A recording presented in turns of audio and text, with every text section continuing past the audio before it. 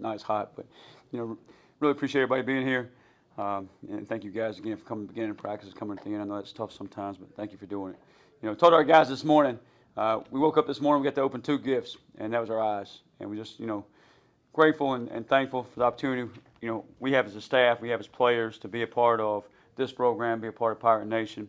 And I told our players this morning, we need to make sure there's so many people to make this thing go. And we have over 100 players, and you put the staff in there, and you put support staff in there, you're looking at almost 200 folks, and just how many people have to be a part of making camp a success. And just really thankful for those people that make that happen each and every day, from the people who clean our building to the people who prepare the meals, to the maintenance folks fixing the grass out there and painting the lines, all those things. So just thankful for those folks, and just want to lead off by that. The other thing we hit on just in our meeting this morning is we got to go out and practice. I truly believe you get better at playing football by playing football, and we got to develop that hunter's mentality, going to hunt, going to go attack both sides of the football, whether it's offense, defense. Last night we talked about our plan to win, and there's 6 steps to it, and we're on plan number 4 right now, and that's winning the rushing battle. And that really happens with everybody, both sides of the football. And I let Coach Tess and Coach Maddox kind of talk to the full team last night, and it really starts up front, with your D-line stopping the run, with the offensive line running the football. And we were able to do that at the end of the season last year, and if we want to be successful this season, we got to continue to do that. And I told the receivers too, and it takes, obviously they're blocking on the perimeter. I mean, the last play of the season last year, we see the Ciro Riles down the field 50 yards, making a key block for Roger Harris to get in the end zone. So it takes everybody on that. But also, to me, part of the run game is those quick screens we hit out to Anthony and Yannick and those guys out there, Quez, and letting them go and run. That's part of the run game as well. So that's our focus today. I think it's been a good first week. We're in day 5. We got day 6 tomorrow, full pads, and then we'll take Sunday off with the players as far as practice. We'll have a few things to do, but we'll have an off day as far as practice goes. But I thought every day they come out and better, getting better and better. I thought today may have been our best energy day. I thought the vibes were good out there. The energy was good. Obviously, we're still learning how to execute. Obviously, we're still learning the little things and fundamentals and techniques and playing low pad level coming off the football. But I think we're getting better every single day. Still got a long ways to go. Still got a lot to do and still a lot to improve on. But, a week from tomorrow we got a scrimmage. But we'll take it one day at a time, and we'll find out a little bit tomorrow when we put the full pads on. We'll do a little bit of live work.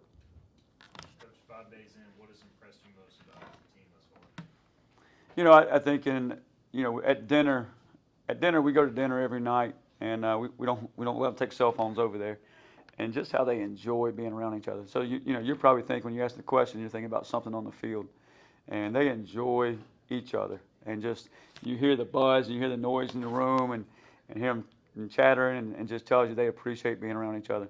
Last night I made them divide up and sit at different tables and get to know some new guys on the team, because sometimes it'll be just the receivers sitting together or just the O-line, and they hang out with kind of their guys, and that's fine. But last night we moved around, made the coaches sit with different folks as well, and that was good.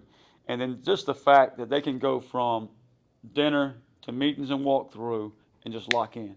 A lot of guys, they kind of at dinner goofing off, whatever. Sometimes they let that carry over. But these guys are really good at, flipping a switch, going from being a little bit goofy to, hey, it's about business. It's time to go hone into my craft. And I think they're doing a really good job of that. Have you seen somebody this week that maybe you didn't think was going to be a leader, and they've kind of risen up to the top and really shown leadership capabilities? Every day. We met at the Leadership Council again last night before dinner and just talking about those things. And I don't think, and I explained to the guys like this, if I was the only one leading around here, this thing wouldn't go very far. Our coaches are doing a great job, fantastic job of, setting the tone for practice, for meetings, and leading their position groups. And it can't just be 2 or 3 guys. It's got to be multiple guys. It's got to be double-digit guys leading. I told Anthony Smith, you're doing a great job. And so there's more energy in that receiver room than I've ever seen. More selfless guys in that room I've ever seen. And Anthony's doing a great job. Now he's got to get somebody to help him in that room. Our job as leaders is bring somebody up every day. The old 10-80-10, hey, we're in the top 10% of their team because we're the leaders of our team. Now let's bring somebody along. So I think Anthony's one that would point out on that side of the ball. I think Jamarly Riddle is another one on that other side of the ball. I think continues to do a great job, even though he's young in some eyes, but I think he brings it every day on the field. What have you seen for that competition for that number 2 quarterback spot? Obviously, Caden appears to be the certified starter. I'm excited about our quarterback room, and as a head coach, I get to go sit in the quarterback meeting, so I'm even learning in there and enjoy just being around their presence and being around those guys and watching Coach Baker go to work with those guys. And Caden's doing a great job, and, doing some really good things. And then I think, Raheem Jeter's having a really good fall camp. I think he's playing as good football as I've seen him play in his time here. I think his improvement from last spring to where he's at right now, you kind of like you open your eyes and say he's doing a really good job. And then Mike Wright, doing some things that is impressive out there. You can tell, that the level of football he's been and where he's been, why he's been there. And don't want to say who's ahead of who, but those guys keep competing, going at it, and looking forward to where they go the next few weeks. Have there been any freshmen or transfers that have really jumped off the page to you this week? I think young guys are hard to sometimes they're just trying to learn where the doorknob is to the meeting room or where they're supposed to be on time. But Eddie Love is one that kind of just it's caught everybody's eye, not just mine, but I think everybody in the room. Just some cuts he makes and just the speed he has. He's a smaller back from the panhandle of Florida there, and got good speed, good balance, and continues to kind of impress. He's still learning the offense. He just got here this summer, but he has some wheels to him. Coach, speaking of Love in that running back room, that room is completely deep. How do you divide up the reps between all those guys? We're going to try to put 3 backs on the field at one time, run the old school triple option, and maybe get under center, and have the B back and 2 A backs, and see how many we can get on the field at one time. But that would be my old school answer there. But I think we're blessed to have some depth in there. Marlon, Parker, London, several other guys are doing a great job, and I think it helps keep those guys fresh throughout the course of a ball game. As fourth quarter time, those guys are still fresh. The defense is a little bit tired, and not only are they doing a great job with the ball in their hands, I think they're doing a great job blocking, and that's important because that says they care about their teammates and they know it takes a complete package back there to get the job done. You see some of that separation, you think, when you put the pads on Monday? Is that kind of where you start seeing the difference? Yeah, I think we'll start seeing separation every single day. We did a little bit of inside run today, and usually sometimes you have to amp those things up and get them going a little bit. Today I was trying to pull them back a little bit. Didn't want them to knock each other on the ground because we didn't have our full shoulder pads on. We just had our shells on. We'll put the full pads on tomorrow. We'll do the same drill tomorrow, but we'll do it live. So we'll see a little separation there and just see, some days you may have the O-line get the better of the D-line, and, next day usually flips and turns around. And if they don't, you definitely have issues and if they don't respond. But I think we got a group that will kind of respond and go at it every single day, and I'm excited about where we're at.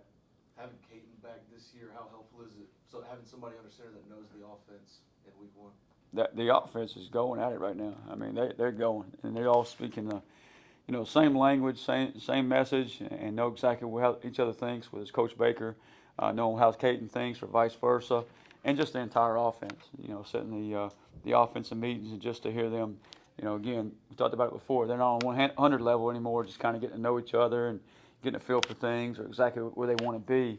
They're already on graduate school level and taking it to the next step and looking forward to that going, with our offense this fall. It's been hot out there. How did the guys enjoy being a little cooler today? How did you enjoy it? So we've been going a little early. We basically gotten here and started meetings at 6:30 and was out there about 7:30. Went till 9:30 and got off the field. Today we pushed it back an hour, which was our original plan. So I enjoyed my extra hour of sleep.